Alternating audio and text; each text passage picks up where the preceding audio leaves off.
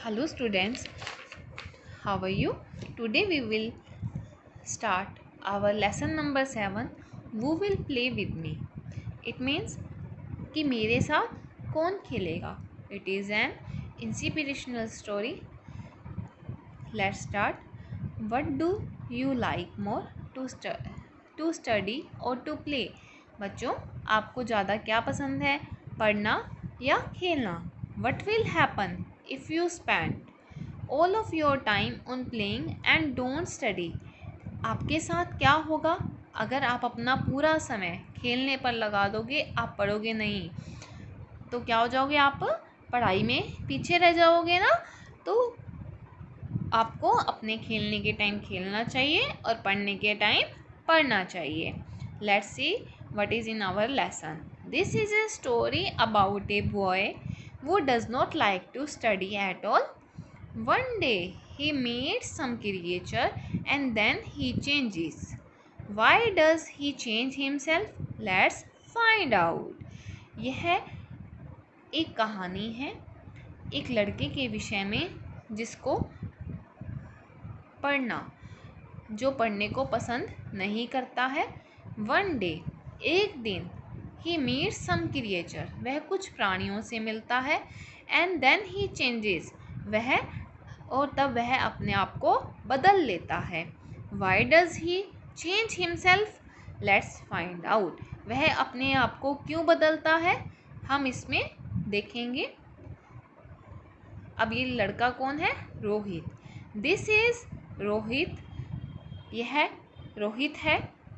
He does not like his studies. All of his friends go to school daily, but he does not go there. He does not like his studies.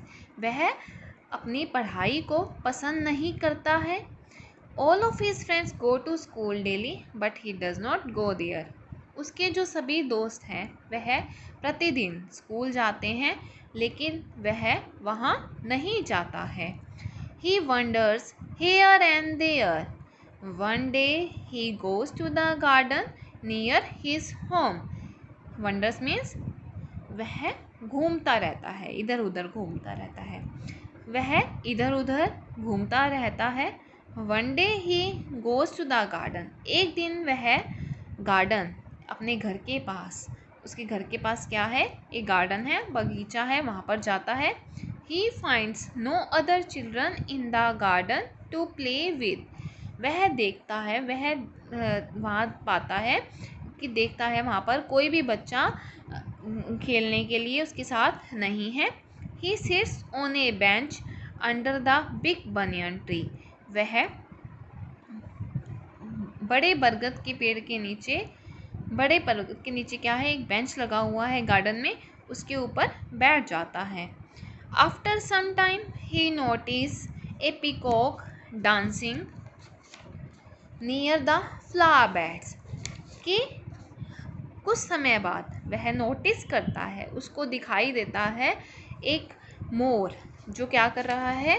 Flower beds. Flower beds मतलब फूल की क्यारियों के पास, फूल की क्यारियों के नज़दीक नाच रहा है. Rohit walks to the peacock and says to him.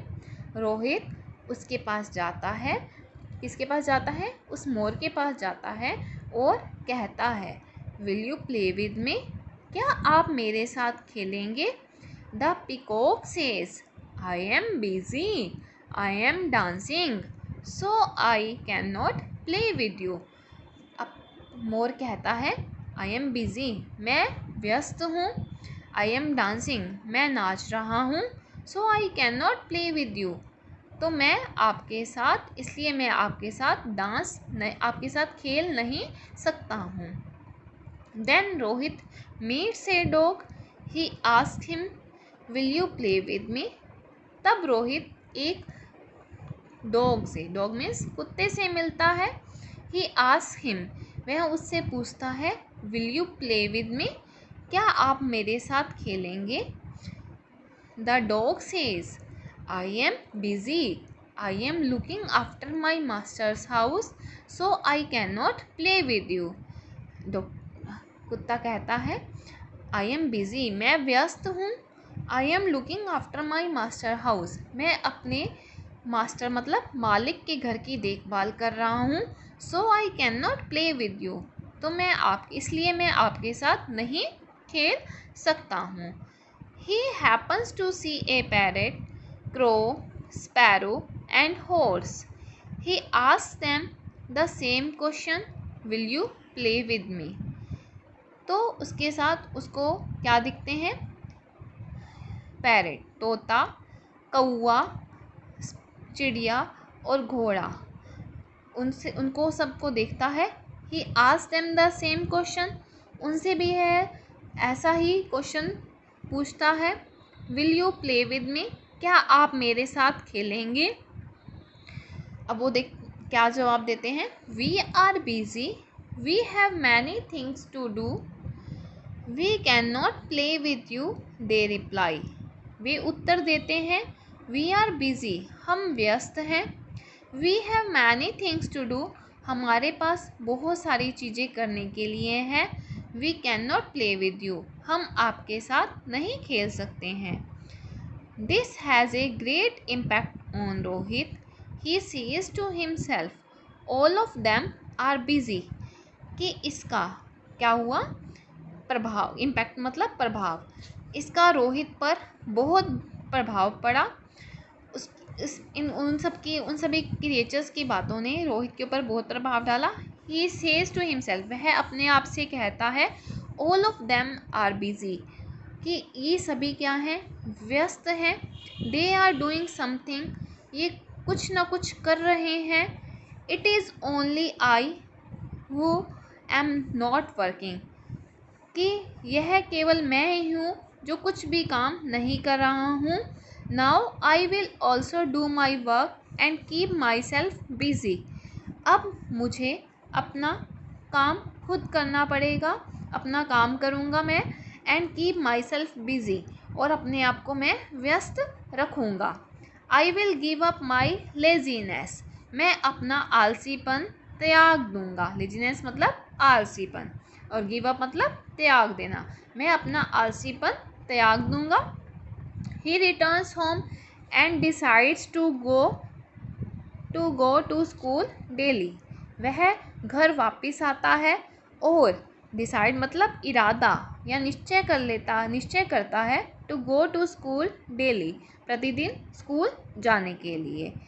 He starts studying attentively and completes his homework also, वह शुरू करता है अपनी स्टडी।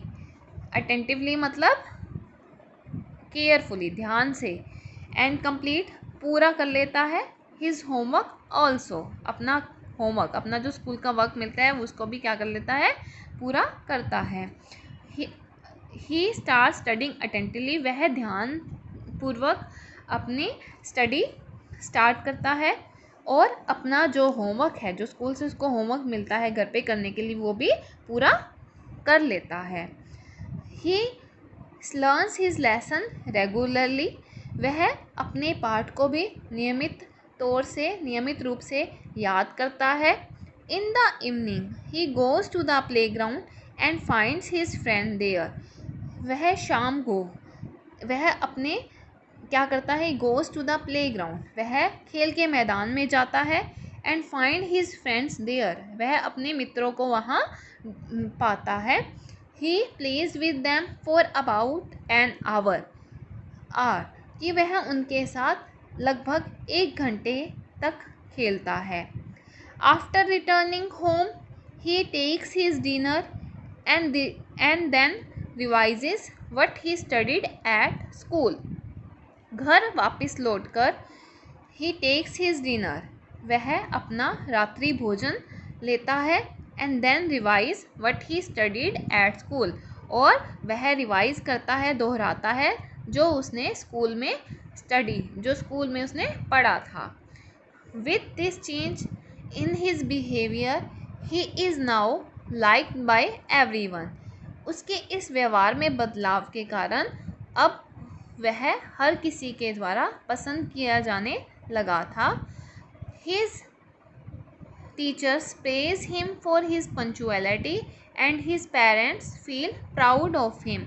उसके जो अध्यापक थे, टीचर्स थे, उसकी प्रेज करते थे, प्रेज मतलब प्रशंसा करते, फॉर हिज पंचुअलिटी, पंचुअलिटी मतलब कि वो अपना सारा काम प्रॉपर टाइम पर पूरा करता था, उसकी अपने हर काम, हर लर्निंग वर्क, रिटर्न वर्क, सब कुछ उसका कंप्लीट होता था, टाइम पर कंप्लीट होता था। उसकी पंचुअलिटी, समय पालना पर क्या थे, उसकी प्रेज करते हैं। And his parents feel proud of him, और उसके पेरेंट्स, उसके माता पिता भी उसके लिए प्राउड, गर्व महसूस करते हैं।